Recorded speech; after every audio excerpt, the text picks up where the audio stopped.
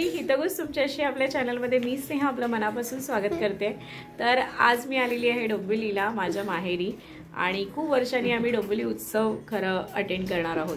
तर त्याचाच हा ब्लॉग आहे आणि बऱ्याच वर्षानंतर खरं मी हे अटेंड करते, त्यामुळे काय बदल आहेत मला पण माहित नाहीये। तर चला आमच्या सोबत।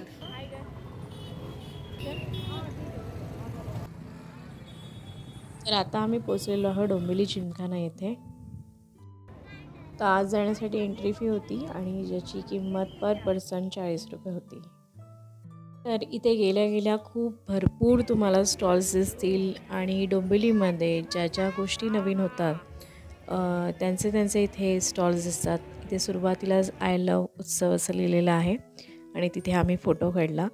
तर इथे पहिला जो स्टॉल आहे तो लोणच्यांचा होता आणि मुखवास इथे खूप छान होते।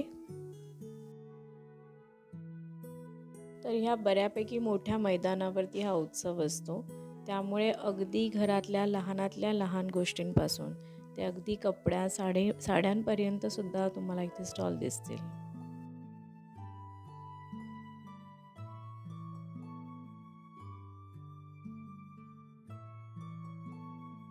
तर माझ्या मुलांना इथे बऱ्याच गेम्समध्ये खेळायचं होतं। ट्रॅम्पोलिनमध्ये खेळायची इच्छा होती म्हणून आम्ही गेलो होतो। 50 रुपये पर चाइल्ड असा रेट होता आणि खूप भरपूर असा वेळ नव्हता, एक 5-1 मिनटं फार फार तर ते लोक खेळले। तर एकंदरीत मला जाणवलं की इकडे बऱ्यापैकी महागाई आहे।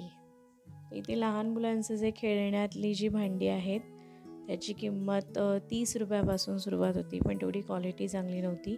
हां, हे एक दुकान मला थोडं बरं वाटलं की ज्याच्यामध्ये 10 रुपये कोणताही तुम्ही प्रोडक्ट घ्या 10 रुपीज होतं।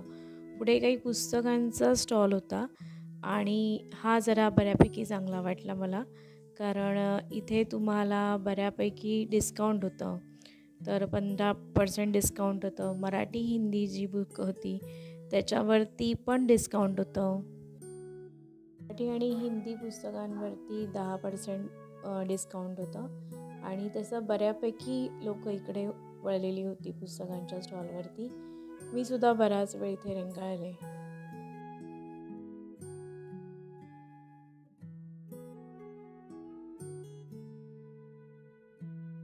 तर इथे मी काही अशा वस्तू पाहिल्या ज्याची किंमत 30 रुपये होती। कोणती यातली वस्तू घेतली तरी ती 30 रुपये प्राइस होती।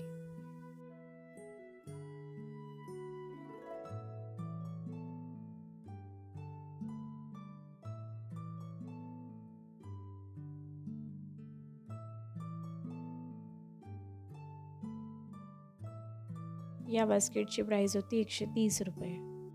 तर या स्टॉलमध्ये कोणतीही वस्तू घ्या 10 रुपये अशी किंमत होती आणि बऱ्यापैकी चांगल्या इथे काही वस्तू मला दिसल्या।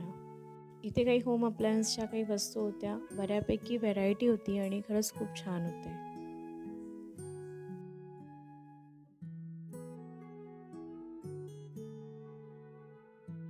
तर लहान असताना आम्ही जेव्हा यायचो, मी आणि माझा भाऊ, तेव्हा आम्हाला सगळ्यात जास्त अट्रॅक्शन या भागाचं असायचं आणि इथल्या प्रत्येक यामध्ये गेम्समध्ये मला जायचं असायचं।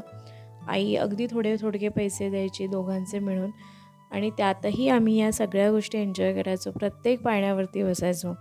पण आज 10-12 वर्षानंतर परिस्थिती इतकी बदललेली आहे की याची तिकीट बघून मला अक्षरशः आश्चर्यचकित झाले मी। आता ह्या खेळामध्ये जेव्हा माझा मुलगा बसला तेव्हा त्याची किंमत 120 रुपये पर पर्सन होती, जी एखाद्या सामान्य माणसाला खरंच खूप जास्त आहे।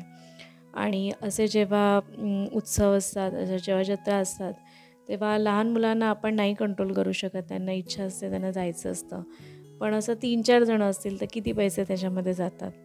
तर खरंच एवढा खर्च नाही परवडत एका सामान्य माणसासाठी आणि एका सामान्य माणसासाठी जर तुम्ही अशा जत्रा करत असाल तर ह्याची किंमत खूपच जास्त आहे असं मला वाटतं।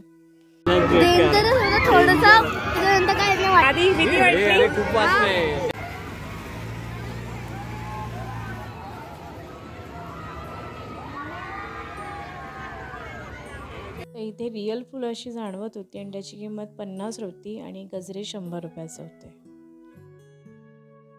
तर हा जो भाग आहे हा फूडचा आहे आणि इथे बऱ्यापैकी जे काय नाही आहे ते विचारा, सगळ्या गोष्टी तुम्हाला मिळतात। अगदी पुणेरी मिसळपासून मिल्कशेकपर्यंत सर्व काही, पण नक्कीच इकडचे रेट जास्त आहेत. तर बाहेर पडल्यानंतर समोरच ही खाऊ गल्ली झालेली आहे आणि ते बरेचसे हॉटेल्स आहेत. तर एका इटालियन रेस्टॉरंटमध्ये जायची आमची इच्छा झाली.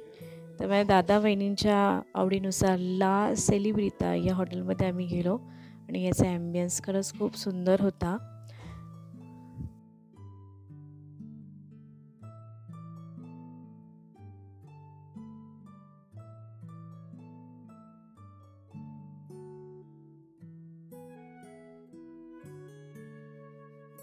तर यांचे सिझलर्स खूप प्रसिद्ध आहे, पण आम्हाला थोडं हलकंच खायचं होतं म्हणून आम्ही पिझ्झा आणि पास्ता ऑर्डर केली होती. तर हा होता pasta with pink sauce, sandwiches आणि स्पेशल चीज पिझ्झा. नित्य का हळू हळू हळू नक्कीच इकडे चव छान होती. तर अशी घालवली मी डोंबिवलीतली संध्याकाळ. हा व्हिडिओ तुम्हाला कसा वाटला मला नक्की कळवा. आवडल्यास प्लीज लाईक करा, शेअर करा, सबस्क्राईब करा.